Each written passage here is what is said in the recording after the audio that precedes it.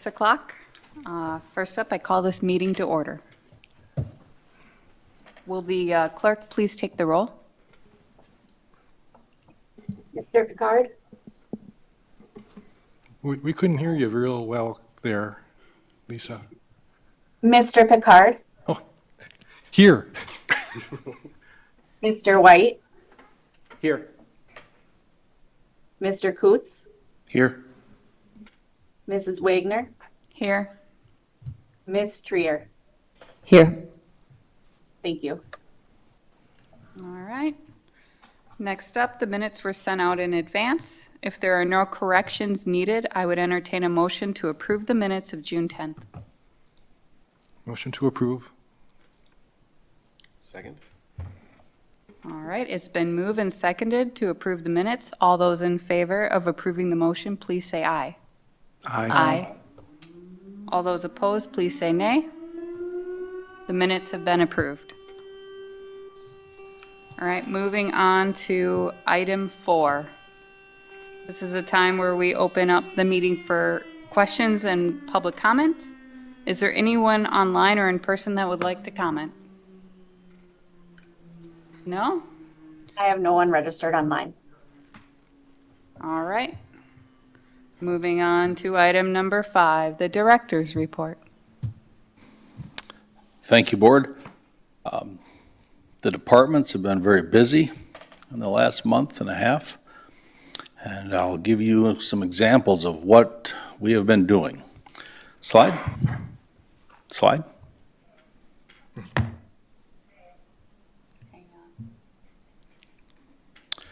So we'll start with the street department. I would like to start off by explaining how we have had some personnel change and we have hired a key member. I want to introduce to the board Mr. William Acevedo. He is our street foreman. Willie has a strong background in industrial construction, and he had a long tenure with University of Wisconsin in Madison.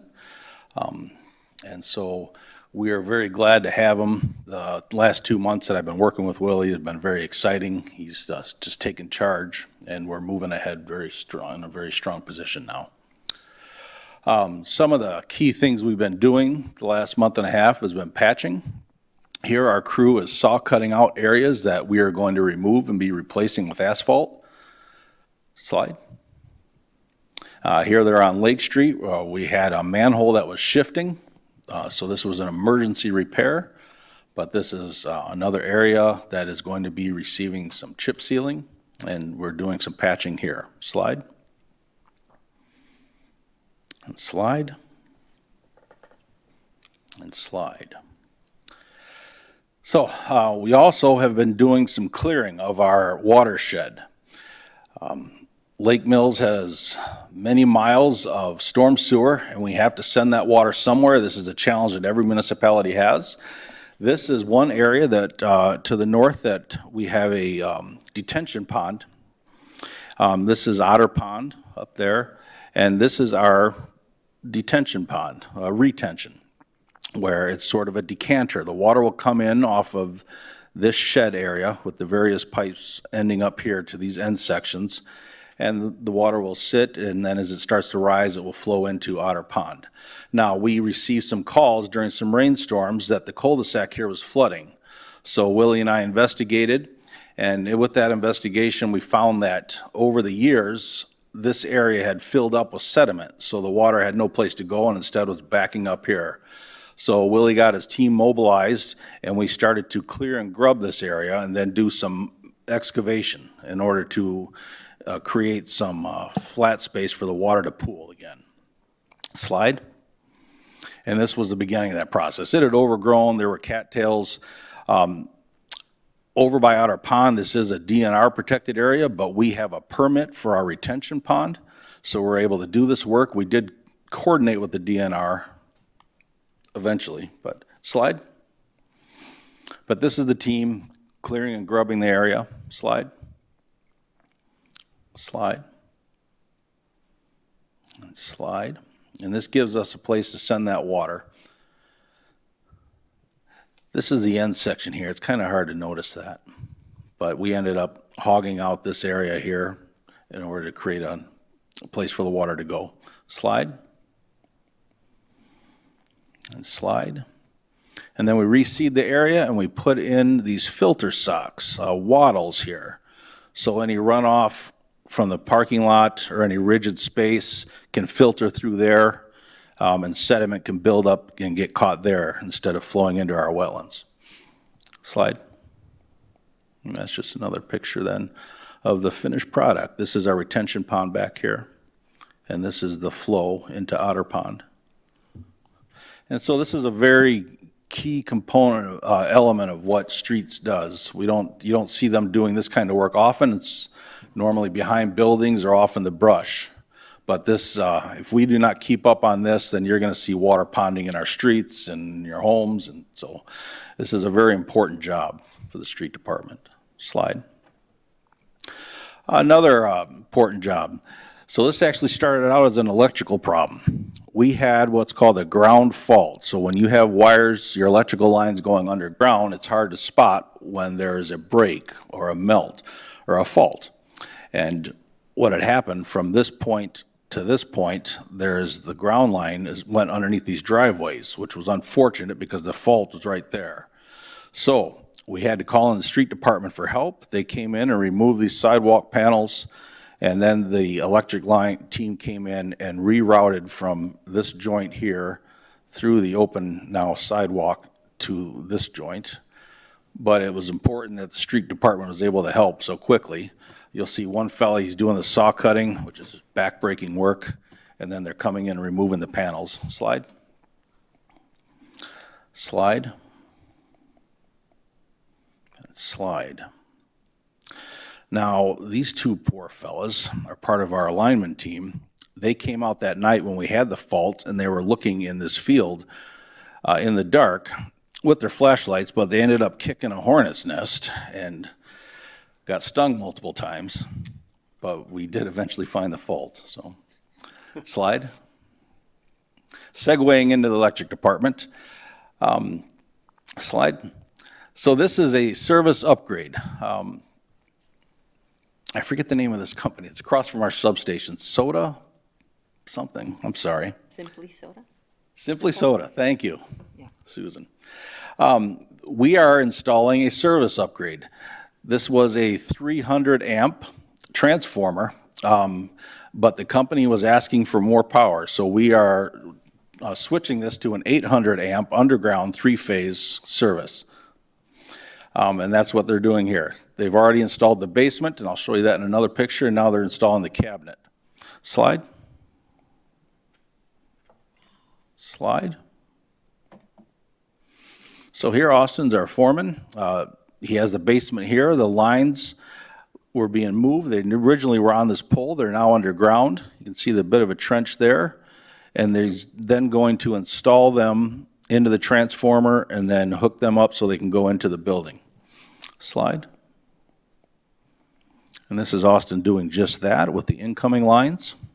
And they're eventually going to make their way to the breaker panel. Slide.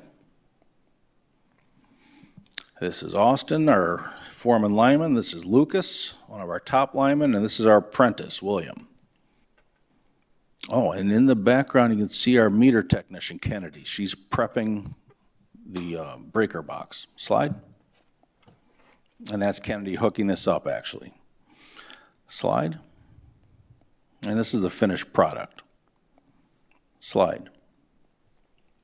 We'll move into water department. We had to do some preliminary hydrant flushing. There is a great deal of pavement work going on the highway, and so the prime contractor, Payne and Dolan, reached out requesting water from us. This is a common thing where a contractor will ask to purchase water, and so we'll attach a meter to one of our hydrants. But this was in an area where we had a lot of businesses, Quick Trip, McDonald's, the pharmacy. So prior to letting them tap this hydrant, we needed to flush the line so sediment wouldn't burst into the businesses. So slide. So this is what our water crew is doing right here. This is Harold, our water foreman, and our primary operator, Devin. They are cracking open one of our hydrants, and we're going to let that run for a time. You can kind of see when you get used to it that this water is a bit cloudy. Eventually it's going to clear up, but that's because manganese and other sediments will go into some of these lines and just rest. Slide.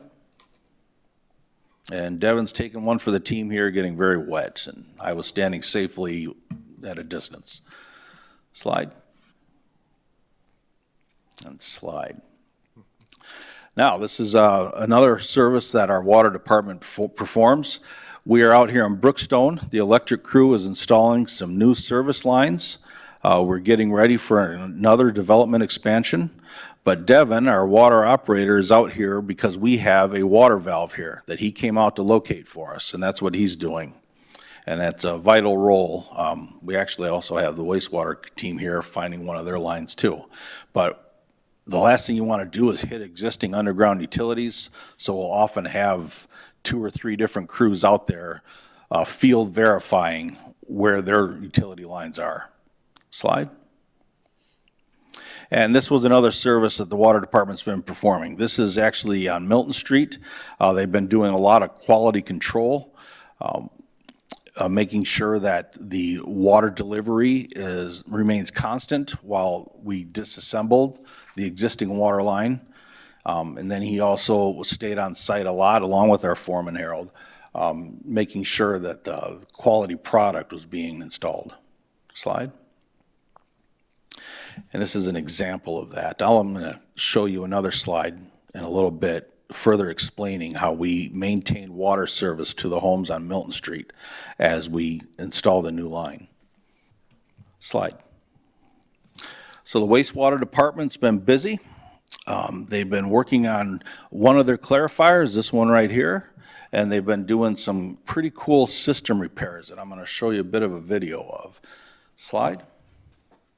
So right now, Jim and Ben are inside that clarifier. We are having a mechanical malfunction with the screed bar here. How this system typically works is this water, the sediments will start dropping to the bottom, and the clean water will scrape over this weir and then goes into eventually the effluent. But we had to drain this particular clarifier in order to do some mechanical work there. Slide. That's fine. So I have explained in previous board meetings how we've been doing a lot of televising of our collection system. And now we're at the next stage where we've taken some of the, not some, where we've identified problems of influent with compromised pipe or compromised joints. And we are now doing what's called spot repairs. Slide. So the team will take about an 8-foot section of this fiberglass mesh, and they're going to put an adhesive on it, and then I'll show you the next slide. And this is them applying the epoxy material, and it's going to stiffen up this mesh over time. Slide. But then they take that product and they put it over this bladder. And then we hook up our air compressor to it, and we insert this into the pipe, and we inflate the bladder, and then it pushes it up to the inside wall, and it stays there and solidifies, and it creates a new line. Slide. And this is them lowering it down. The air compressor is hooked up. Slide. And then they're going to work it into a pipe that's going this way. And they've already measured off on the surface just how many lineal feet it is to where we believe the area was compromised, or where we know it is because we've televised it. Slide. So, in this video, you can see an identified intrusion here. We have influent water leaking into the system. This taxes our resources for processing sewage, and so it's something that we want to try and solve right away. And this is a robotic camera that is filming this. So Randy, is that stormwater going into the sewage line? That is in situ water. That is just groundwater. Groundwater, okay. Yes, they've now sent the robot up past the intrusion, and he's going to back out, and then pretty soon I'm going to show you the finished product after we've installed the liner. So this is the finished product. This is the liner right here. You no longer see the water leaking in. You have a nice steady flow coming out here, and it is a great solution. This kit that we purchase costs $600. The process takes about 3 hours. This is a great savings in money and time. Otherwise, we would be excavating. We'd be opening up the road and digging down there and trying to repair this. I'm very happy for the 2 operators we have that had this experience prior and share it with us, and this has been a resounding success, and we're looking to do this for the rest of the year.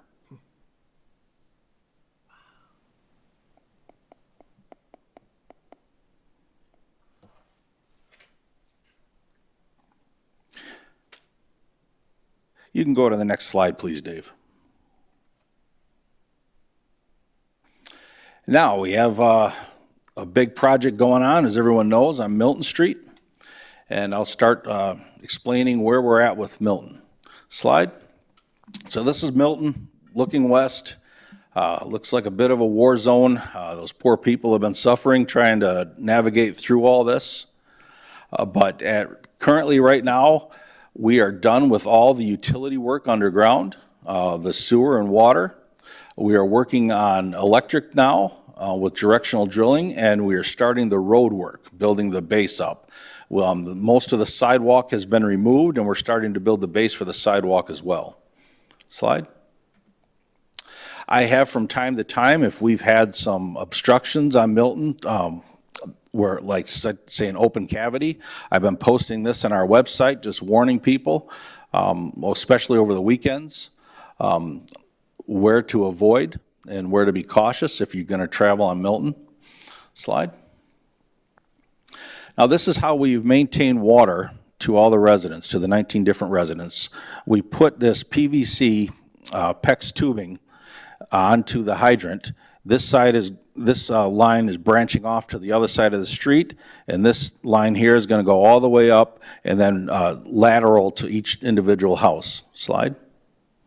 And this is an example of a lateral. It's hard to see here, but that's the lateral going into this home to provide their water. Slide. And with most utility projects, you start at the lowest elevation, and that is almost always going to be sanitary sewer, and that's what the crew is doing here. They've installed a new manhole, and they're installing their sanitary line, starting from the east going west. Slide. And you can see the SDR pipe here. Slide. And they're about to lower another stick and attach it to that one. Slide. Now this is the spigot end. He's lubing it up and he's going to insert it into the bell end. Slide. And then they start the process of backfilling the trench. They had already put down their bedding stone. Now they're putting in their haunch and cover stone. This is normal, smaller dimension stone. And then they're going to fill up the rest and compact this. Slide. And then they go to the water. I'm sorry, I think I missed a slide here, but I'll catch up with it. Then we go, once the sanitary sewer is done, they start working on the water line. Slide. This is what I was looking for. This is a hoe pack. So recompacting a trench can be very tricky. If we were to wait for ground to settle naturally, it'd take a year or so. You simply do not have that time anymore in this day and age. So we need to mechanically compact this. Problem is, if you were to put a big machine down there, this could damage the pipe that you just placed. So we use what's called a hoe pack. They'll put in about 2 or 3 loose feet of cover and start packing this down. And I'll show you a quick little video because I just love these things. When I started in the industry, these were really unheard of. So, but that's a hydraulic hoe pack. Next time you hear someone mention that, you'll know what they're talking about then. Slide. So this crewman is now doing the same thing with the water pipe. He's lubing up the spigot end and he's going to be inserting it in the bell end. Slide. All right, here, might interest you. They are doing what's called a wet tap. So this is the main line now, and now we need to install the laterals going into, the service going into each house.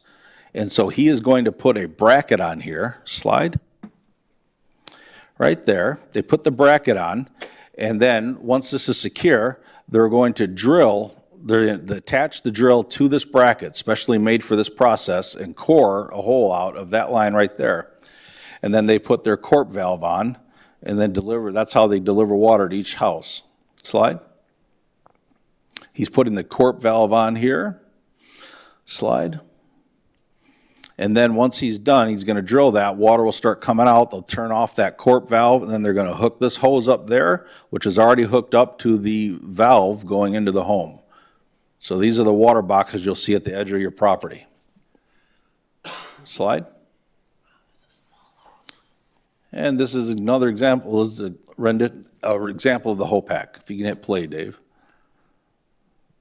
It's just a really simple machine, but it does a really good job for what it's intended for.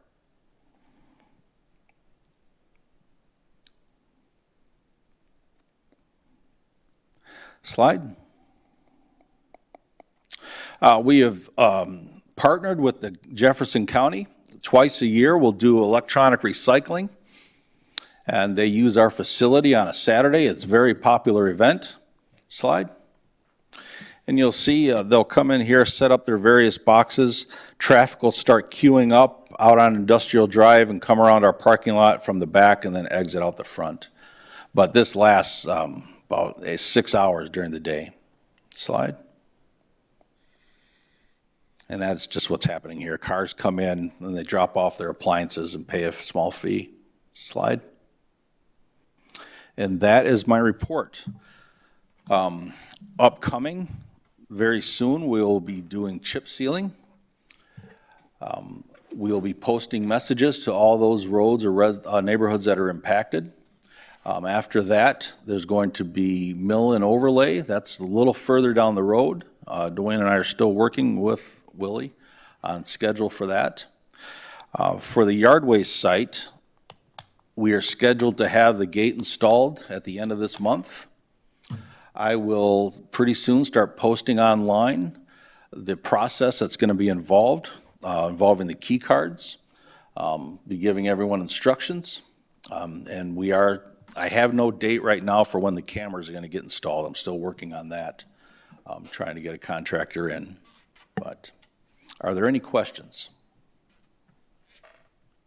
For the retention ponds, retention devices around the city, a lot of those are put in by the developer, and a lot of those are maintained by not the city, correct? Some of them are maintained by a business or Depends. a Yeah.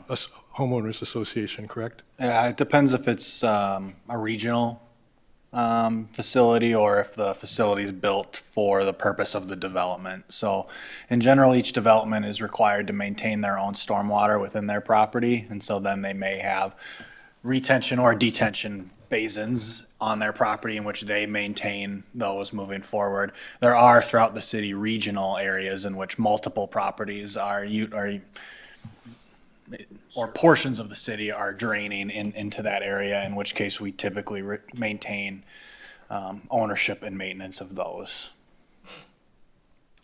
I know at least one homeowners association which the previous city attorney made the city part of the homeowners association on purpose so that the city would have some control in getting that retention basin in that homeowners association maintained. So something to keep in mind in case you weren't aware. I have a question about the Milton Street, just as an example with replacing the water line there. Is that replacing the water line all the way to the house connection? Was there any lead piping in there that was part of the city cost on that? Was there any homeowner cost on that replacement? On Milton Street, all those services had been switched out. There was no more lead services on Milton Street. Okay. So, right? Yeah. Yeah, or there hasn't been any lead found Yeah, on Milton Street. Thank you, Randy. If we I don't also- have any more I had a questions. quick question on Milton Street too. Isn't that the first street that they've been doing a new approach to the trees, trying to save the trees? How has Yes. that been working for you? You said that the sewer was the deepest digger. So if there were troubles, I would have imagined that maybe you would have seen that. I was just curious how it went. So the utilities are all in the street, and so there's not much, when we're installing the new services, we don't have a ton of conflicts as far as where we're installing them, but certainly when we're, the tree policy is to avoid machine excavating within the tree protection zone. We have been doing, hand removal and we'll be seeing hand pouring of curb and gutter and Okay. sidewalk within those tree protection zones. There's limitations on where you can store equipment and material on the street. We did, part of the design of the street was moving the water main from one side to the other side to minimize the amount of tree conflicts that it would come into. So it's been successful so far. We won't really know the success of the efforts until several years after Right. the road has been constructed to see how the trees fared from the stress of the project. There's an arborist contracted through, Strand Engineering does project administration, so they're on site, and then they subcontract with a certified arborist for oversight of certain activities that are going on within the tree protection zone. So it's been going relatively well. We'll have some, I guess, new things. You may be aware, some streets have carriage walks on them, and so we have received at least one application to replace that carriage walk within the right of way, but it does conflict with a tree protection zone, and so that's a new thing that the council will be grappling with when that application is before them. And what is then a carriage thing? Is that where it's like kind of stepped up cement, like as if? Carriage walk is just basically a piece of sidewalk in the terrace. So from the curb to the sidewalk, there's additional sidewalk there that the city doesn't replace when we do a project, but we offer the opportunity to the property owner to apply for a privilege in the street. They can reinstall it at their cost if the city council approves the application. I had meant, Ms. Trier, to point out in one of my photos, some of the efforts we were taking to cordon off the trees there. I had a picture. Saw It that. slipped my mind then. But that's what made me trigger to remind Okay. myself, yeah, that Milton was the keynote, first one. Yes. Thank you. Any further questions? No? Okay. Then we can move on to the discussion of the 2026 through 2030 capital improvement plan. So here we are again, another year's gone by, and we're back to review of the capital improvement plan. I guess just as matters of housekeeping, this board will be looking at the streets department and then the electric, wastewater, and water utility projects for a recommendation. When we get to the point of the board wanting to make a recommendation, there'll need to be two motions, one for the streets and water, in which the city representatives will vote, and then on sewer and electric, in which all 5 members present will vote, as far as what to recommend to the city council based on your discussions. So there is a summary sheet attached which provides you with an overview of the 2025's in the overview, but the 2026 through 2030 is the 5-year plan. There is one change that, following discussion this morning, based on availability of and timeline of a state program, under the water utility, the LSL, $450,000. We'll be updating this and pushing it out into the future to coincide with the state program schedule, in which even if we apply as early as possible, we wouldn't get notice of basically award of the loans is what they would be until December of '26. So we certainly wouldn't be undertaking a project in 2026. So we will need to update that. But other than that, I'm happy to answer questions. We do have the detailed sheets included. It's a big document, but you probably need to Control F the title from the summary to find it where you're looking. But other than that, there is also a borrowing. You can see the analysis from Ellers, the city's financial advisor, as far as the debt schedule and how the plan as presented kind of fits into that. From a general obligation standpoint largely, as well as some information on some others. You do see the grants listed in the summary. Those aren't adding, those are just to show you the amount we're getting from other funding sources for those projects. So you'll see them listed under the grant section as well as the streets and utilities sections for the projects we receive state funding for.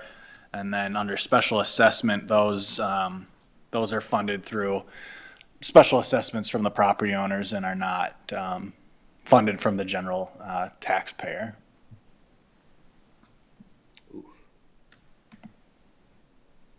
Can you remind me again, the voting, how that breaks apart as far as like who votes for what?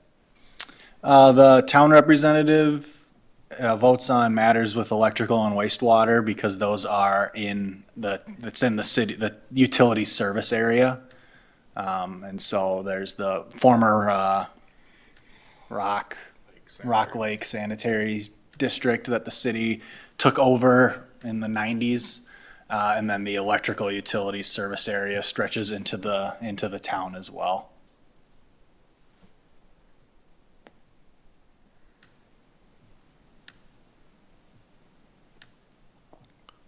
There was a few items where I looked at for the detail information and was not able to locate it in the detailed document. Sure, which ones? An example would be the hydrovac trailer.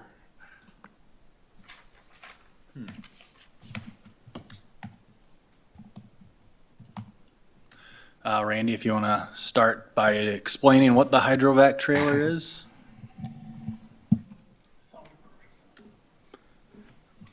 Was that a 2025 item? I'm not sure that's a 2025 item. That's 2026, I hope, is what we're talking about, right? Right, I was just checking. Did we call it something else in the detail Well, sheet, Dwayne? Yeah, I mean, yeah.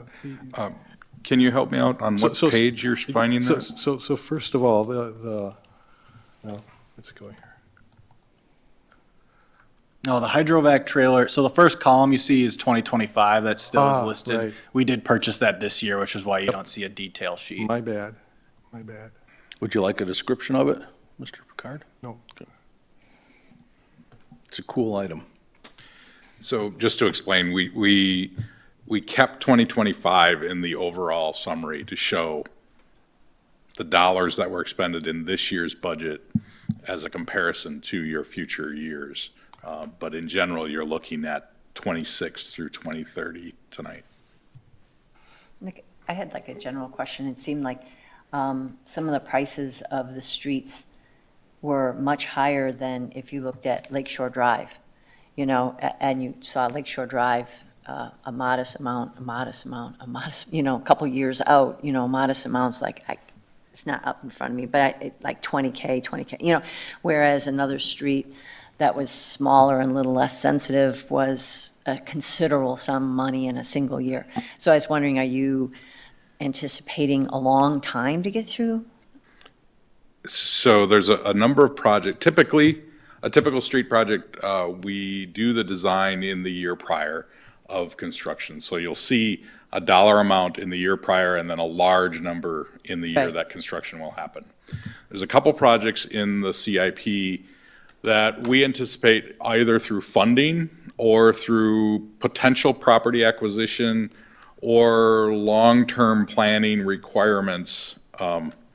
So in the case of, and I think you mentioned Lakeshore Drive. Yeah. Lakeshore Drive probably will require a longer design and coordination time. So what we've done is in that design period, we've split the design cost into 2 years.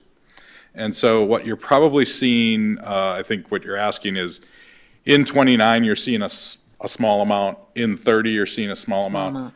The project will occur in 31. Okay, so it's outside the window that we're looking It's at. outside the window, exactly. Okay.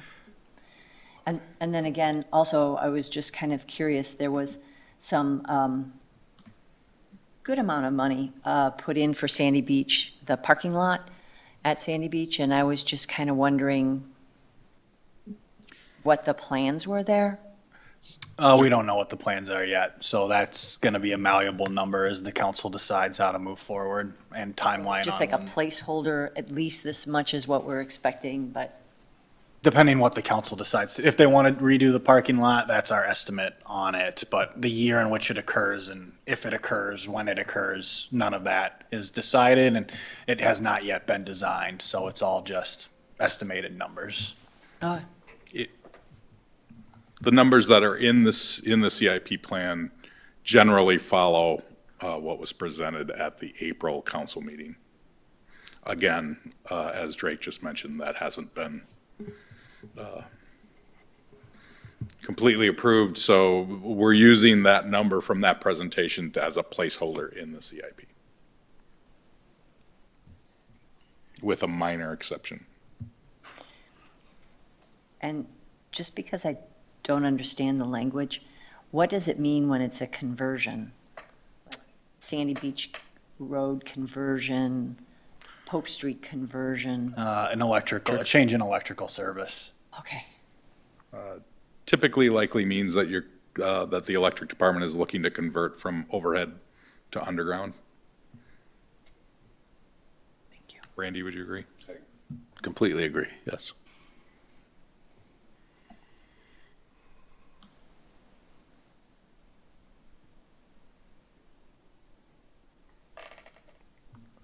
So I saw, compared to other years, a larger number for water meters, 400K versus 80K in 25. We're looking to complete the change to AMI meters and therefore remove routes from the hand measurement of meters. We've made a significant amount of progress this year, more progress probably this year than in several years prior. We've had hundreds of meters installed, and so we are getting closer and closer to completion of it and are looking to expedite that. We do have a construction authority from the PSC, which will expire, and so we are looking to complete this prior to the expiration of that construction authority, so we don't have to go through the process of extending and getting a new issuance. About how many are left? We can pull up the spreadsheet. It's, Guess around 1,000. yeah, It's a pretty significant number then. It is, but we've halved in this last year what was remaining. And that balance you see that we're looking to borrow is in anticipation of contracting out at the very end to finish this. So, All right. the meters are going up in price. yes, and the readers too. But it will create significant operational efficiencies once the entire utility route is on AMI meters. Yes.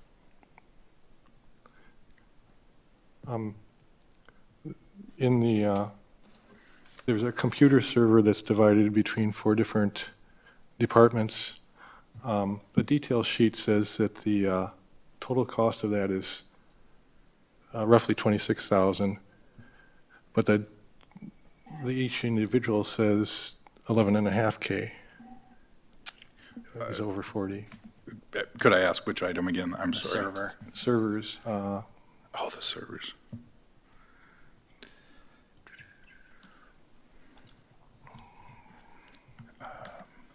so, I mean, electric utility, very first item, it's the third item there on the overall page. And if you search for computer server in the details,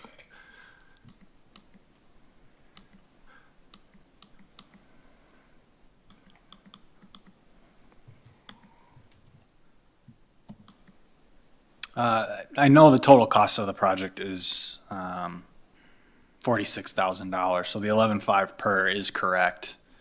I believe it's on the attachment.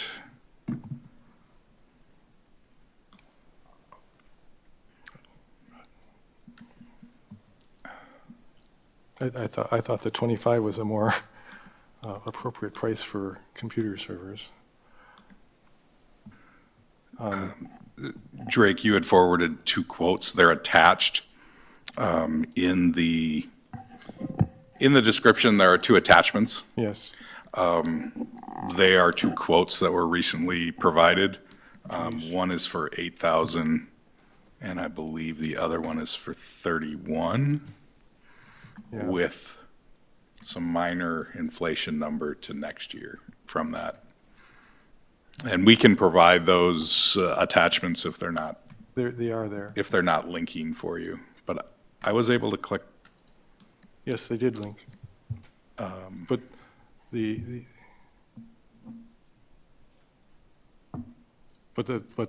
detail sheet says total project cost 25.7.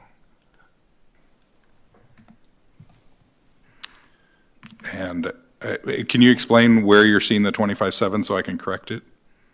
Oh, on the top. What page are you looking at? 97 of 168 in the descriptions. Okay. And I can explain what I think happened. We'll correct it.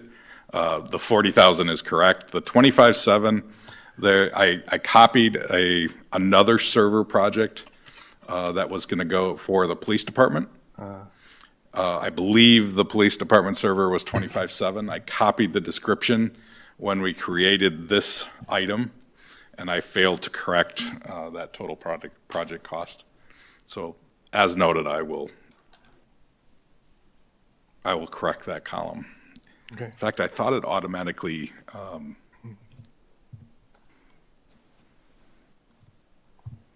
I will look into that. It is the whole city as well. It was a limitation of the software where it goes under streets, so it actually, the server will serve, and data storage will serve every general fund department, as well as the utilities. So it's a citywide equipment purchase, city and utility wide. My last question is, what's the 25K for yard waste for?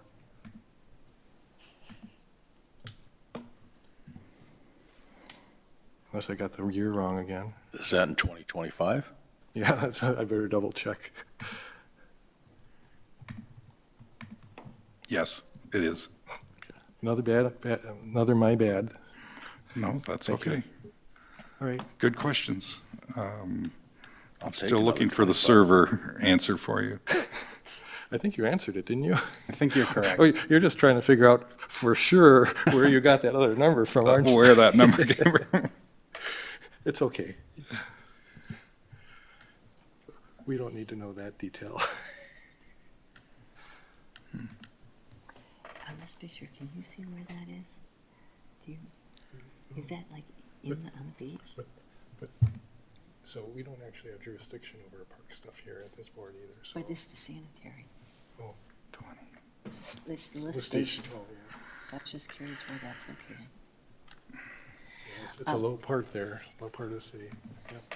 Could you, Randy, could you help me on the capital improvement plan of the wastewater sanitary sewer department, the Sandy Beach lift station?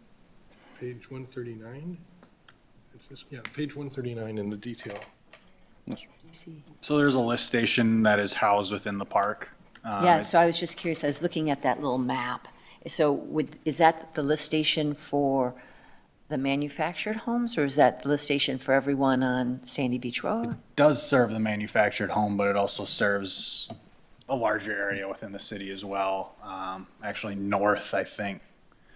Is it south to Sandy Beach? Does it go north at all? It does, yes. Yeah, It serves some of Woodland Beach, it serves Topol's Trailer Park, it serves part of Sandy Beach Road, as well as the Sandy Beach Trailer, or Mobile Home Park. And I did find the answer, 25.7, is that what that number was? Yep. Of course, Dwayne will dig. So what's happening is, it wasn't from the copy and paste from the server for the police department. What we were projecting is that it is a 6-year life for that server. We then created an inflation factor, and there is a 2032 server in the year 2032 is, with inflation, is now 14,200 per department. If you add the 11,500 and the 14,200, the total project cost is 25.7. The unfortunate part is you're only seeing the first number, which is 2026. And so we're really putting 2 servers in a timeline so that you will see that as 2032 comes into the 5-year plan. So if that helps answer that question. So the initial, the cost over 6 years is 40-something, or No, the first, is 40-something? and maybe to simplify this, I should probably create 2 projects. Yep. One for the server in 2026 and one for the server in 2032. I wasn't aware that it was creating an addition on the description page. And so for that reason, maybe I need to separate into 2 projects, so. To avoid future silly questions, right? That's not a silly question. I'm glad you're asking. As far as the lift station, that year is also it may move from the year.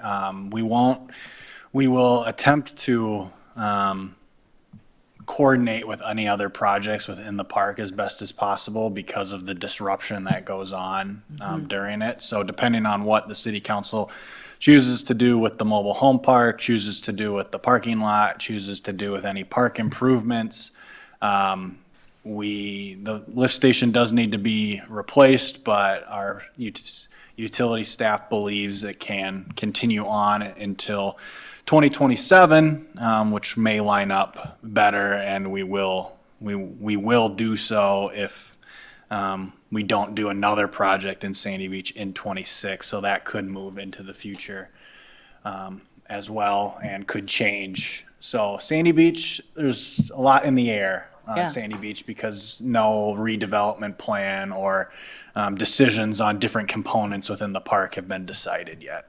And then that map on that page is just showing that lift station is somewhere within the park itself. Yeah, it is. Is it kind of like in a It's above the parking lot, parking lot? Yeah. you know. a It's in the little bit. northeast corner of the Yeah. parking lot. Yes. Can you give me the page number? How did you see the page? Top? I just want to, I see, 137, 138? thank you. 37. Okay.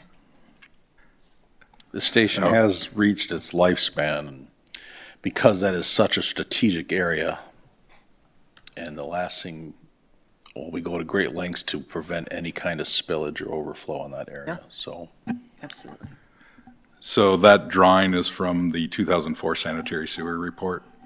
The lift station, the large circle is generally where it's located. It's in that northeast corner of the parking lot, as Drake and Randy have mentioned.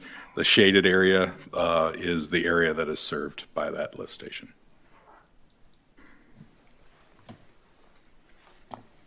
We've also talked about combining it with the maintenance shed project that'll have to go on down there at some point, and so there is a lot of numbers related to Sandy Beach, but Yeah. as with the CIP every year, it is a living document. It changes as decisions get made at the policy setting level. And then I assume that you can shift money from one project to another project if that's required. Depends how the council chooses to borrow funds. with recent legislation, our typical practice now, with the last couple of years, the state legislature now allows municipalities to take out 20-year notes. When you take out a note, you can use it for any governmental purpose. Whereas with bonds, you had to list a specific purpose in which you had to use. So if you did a street project, you'd have to say it was a street project. If you didn't spend any of that, you could still spend it on something else, but only on street projects. Now, if you came in under budget and ended up borrowing more on a street project, you could use those dollars on a parks project, or, it provides more flexibility when you can use notes rather than bonds. So you can, you can choose to sell bonds besides going out for notes. There's pros and cons of each one. In general, we don't borrow. We try not to borrow until most of our costs are known. The city borrows once per year, typically in May, June, July timeline. And we can front certain costs with our unreserved fund balance, and then we reimburse ourselves for any costs that we incurred. So for the most part, we attempt to borrow for our actual costs and limit any amount borrowed that we didn't need to use for a specific project or equipment purchase.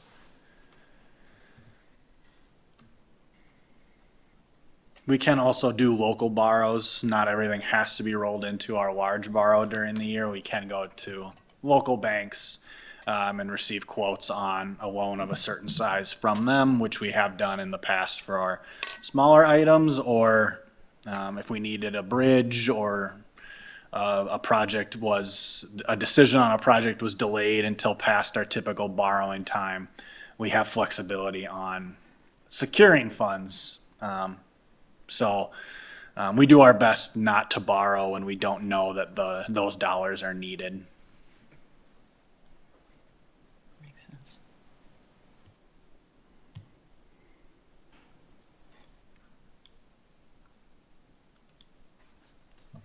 As of 2025, we are at 25%, or not 41% of our debt capacity, our general obligation debt capacity. The city's debt capacity is actually enshrined in the state constitution, and it's a percentage, 5% of, I believe, 5% of the value of the community. And so the value of the community has continued to rise over the last several years, and so that, and we also have debt that falls off each year that gets paid off as we're adding more debt. So we've had a relatively stable debt limit with quite a healthy amount remaining for projects the city would want to undertake. And in 2025, we're at 41%.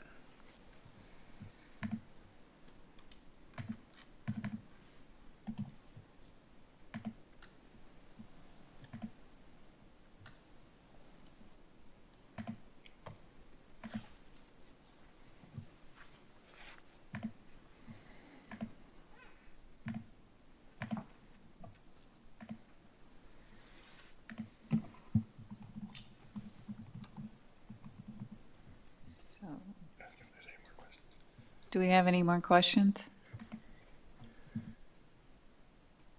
So, And you're looking for a motion? Two motions, I should say? That's correct. All right, so, here we go.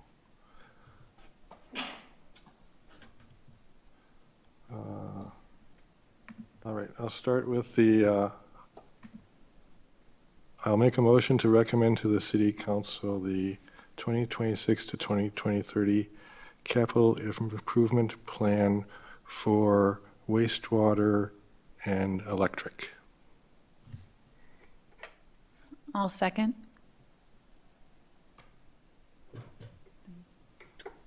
How do we vote via roll? You can ask if there's further discussion, and if there's not, you call the roll. Do we want to discuss further? I think No. we've discussed enough. Okay. Can we call the roll, please? Mr. White, Do I just say yes if I agree? Mr. I. Yeah, aye. Mr. Coots, Aye. Ms. Wagner, Aye. Ms. Trier, Aye. Mr. Picard. Aye. Motion passed 5-0.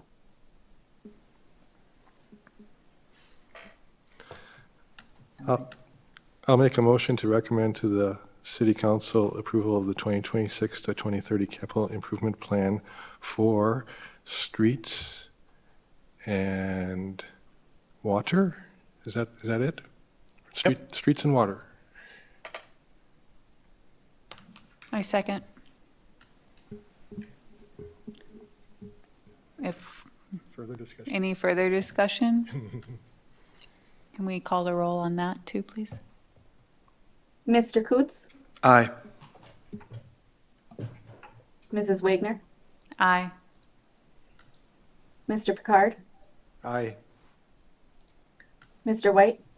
Aye. Motion passed 4-0. Okay, that moves us to item 7 for recommendations for future agendas. Does anyone have any recommendations? I have an idea. I was kind of curious, obviously with the crazy weather that we hit in Milwaukee and the out of control quick raindrop there, I know that the Weir does have, they have to do certain flow analysis to make sure, you can handle a certain amount of rain.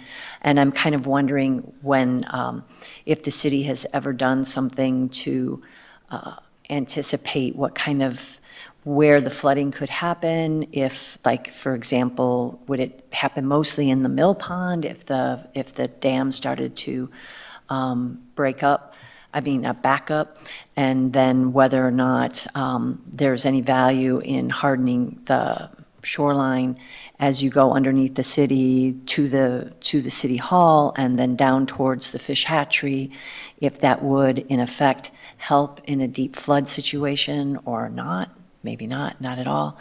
And I'm wondering whether or not, I've been in some workshops where they do planning on roads and that sort of stuff, and then they bring in other groups, like Topol. Would Topol's area be impacted if we had a lot of water, or would it mostly be Mill Pond? I have no idea. So I was just kind of curious, is that worth looking into as a winter project, a study?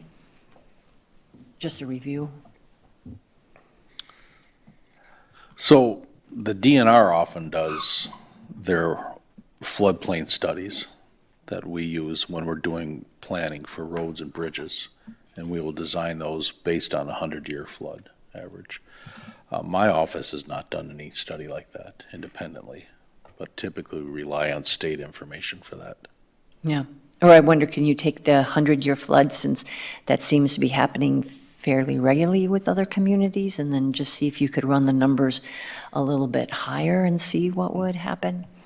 I do know that the state, especially DOT, is adjusting their 100-year flood elevations. They do have projects coming up for Rock Creek or Rock River and Crawfish River, where they're going to be raising those bridges up because of this adjustment.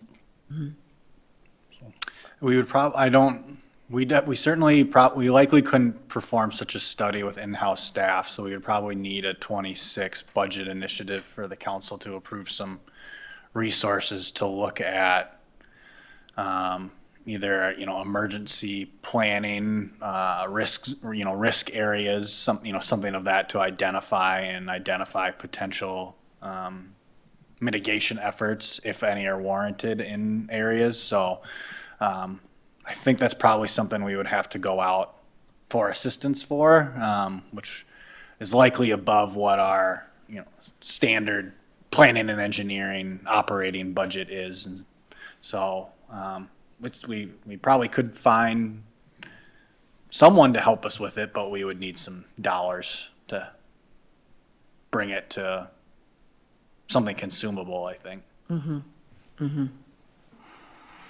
In the past, it's, as Randy said, DNR and FEMA map updates have been generally where that information comes from, and that's where that 100-year flood line is. Observations by staff over years. There's a couple places in the city that we keep an eye on. Yeah, maybe it would be worth, maybe even without going into expending additional funds, maybe it would be worth having like a community, either community document or a community meeting. I've had a number of people mention to me, like, whoa, if that hit us, what would that look like? Or what could happen? Or, you know. So if we already have some ideas or possibly, you know, whatever, maybe that could be just available for people upon request, you know, that they could come and ask for that document to see. It might be it might be useful. I know that a lot of people were very impressed with the city and the way they y'all went and tested for PFAS well before other communities really needed to do that, and that was risky, right? Yeah, it's a two-way sword. You really want to protect your people, but at the same time, what would happen, you know, if it tested positive? And so I think there are a lot of small communities like us who kind of wonder what would happen if we really did get hit. You know, what would it look like for us? Mm-hmm. And this would just be a way of saying, well, we know it within this framework, you know, we know it within this amount of water coming down. And of course, there's variabilities all over the place. Is the lake high? Is it low? Is it, you know? Mm-hmm. Yeah, Yeah, We it'd can- be all over the place. take a look at we'll take a look and see if it's something we can convert into a public document. We have a stormwater management plan, administrative rule in the city that has had significant progress over the last 10, 20 years as far as installation of infrastructure, certainly. We'll take a look at what we currently have and see what we might be able to manipulate with that to put something together. Thank you. And the FEMA maps should be available online for the area. That might If it be was what like you're looking pulled for. together, it'd be easier rather than, you know, everyone searching Searching. for it. And then we also mentioned possibly a tour, right, of the 2 months ago. sewer system, and Other areas. I'm new, and I would really appreciate that. I think that would be great. And I really love the updates that you give, Randy, because it's helping explain. It'll take many years, but it's helping explain. Can I go back to that director's report? Is the crosswalk on Tyrannina Park Road, is that complete? Yes, Complete, okay. just recently. Acted? Yes. Okay. Overhead signage, The RFB, or whatever V, isn't it? they're, well, By the market. what's the by acronym? by the market. RF, Rapid reflective Beacon? flashing beacon. Yeah, it works. RFB. Okay. Was that paid for by haven't seen it the on yet. ours? The TAP grant. It was part of the TAP grant. So an 80/20 grant, federal grant. Wow. If there's no further recommendations, we can move to adjournment. This meeting is adjourned. Thank you.